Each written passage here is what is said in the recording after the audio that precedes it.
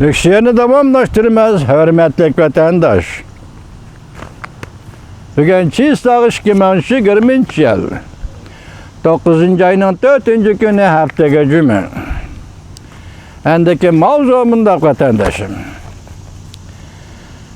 Çünkü qaratgan pozitsiyasi ve kıyafetlerde qattiqlashdi. Joe Biden prezident bulup saylansam dalaylama bilen görüşümen ve alaqadar jöngo əməldarlarını imbarga qilaman dedi. Mavzulu xabar 9. ayının 4. günü Amerika avazından Xitay tili programı ilan qilindi. Xabar bundaq başladı. Washington. Amerikada Demokratlar Partisining prezident nomzodi Joe Bidenning saylam gruppasi bayonot e'lon qilib bundaq ko'rsatdi. O'tgan haftalarda Jungo hukumati Tibetda tizginlashni chingitmoqchi bo'ldi. Tibet xalqining kishilik huquqi va diniy e'tiqodini davomli dafsanda qildi, lekin bu masala to'g'risida prezident Trump sadoqat turishni yana bir qatim rad qildi. Amerika bilan Jungo o'rtasidagi quruq savdo kelishimiga markazlashib qoldi. Hem Jungo'nun reis Xi Jinping bilan bo'lgan nihoyat yaxshi do'stlik munosabatlarini asrab keldi. Joe Biden bayonotida prezident Trumpni ayblab bundaq ko'rsatdi. Prezident Trump o'tgan 30 yildan beri birinchi bo'lib dalaylama bilan ko'rishmagan Amerika prezidenti bo'lib qoldi. Prezident Trump Tibet meselesi bo'yicha alayda moslashtirgan bir xodim tayinlamadi. Joe Biden bunda ko'rsatdi. Men prezident bo'lib saylanib qolsam, Amerikaning qimmat qarashlarini Amerika tashqi siyosatining markaziy o'rniga qo'yaman. Jumladan dalaylama bilan ko'rishaman. Tibet ishlarini moslashtiruvchi yangi xodim tayinlayman. Tibet xalqining kishilik huquqlarini dafsanda qilgan Jungo amaldorlarini embargo qilaman. Erkin Osiyo va Amerika ovozi Tibet tilida anglitishni ko'paytiraman.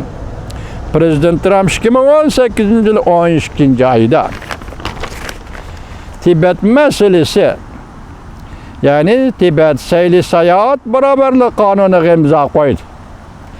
Amerikaliklarning Tibetga sayli sayohatga berishini cheklagan Jungo amaldorlarini embargo qildi. 2019 yili prezident Trump 11 oyda Hong Kong kishilik huquq va demokratiya qonun loyihasiga imzo qo'ydi. Bu yil 6 oyning 17 kuni prezident Trump Uyg'ur kishilik huquq va siyosat qonun loyihasiga imzo qo'ydi va bu qonun rasmiy qonunga aylandi. Jumladan muavin prezident Mike Pence ve devlet iştirakatı Mike Pompeo'nu öz içine algan prezident Trump hükümetinin yukarı derecelik emeldarları Demokratlar Partisi'nin ötken ayının o'ttirilerde ötközgen memleketlik partiya kurultayda Jungo meselesi boyunca bir eğiz mi gap kılmadı. Şununla dikkat kıldı. Lekin şunundan keyin Joe Biden saylam gruppasi tuyuqsiz pozitsiya o'zgartib, jumladan 8 ayning 25 kuni Jungo hukumatining Xinjiangdagi mustamlika Uyg'uristondagi qilmish atmishlarini irq yo'qotish degan jinoyat bilan atadi. Joe Bidenning bunda qattiq pozitsiyasi prezident Trump hukumati amaldorlarining hozirgacha mushu masala, ya'ni Uyg'ur millati masalasi bo'yicha tasvirlashlaridan olqib ketdi. 2 kun o'tgandan keyin Amerika axborot to'g'ri siyosat jurnalida bunda xabar qilindi. Prezident Trump hukumati Jungo hukumatining Uyg'urlarga qaratgan muomalasi rasmiy holda irq yo'qotishda belgilashni o'ylashyapti.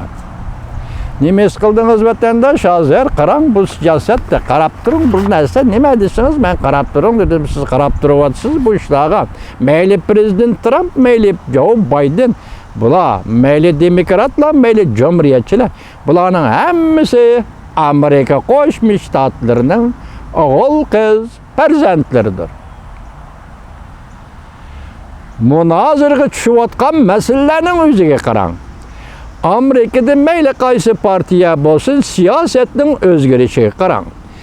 Diplomatik siyosatning, tashqi siyosatning o'zgarishiga qarang. Endi kelaylik biz.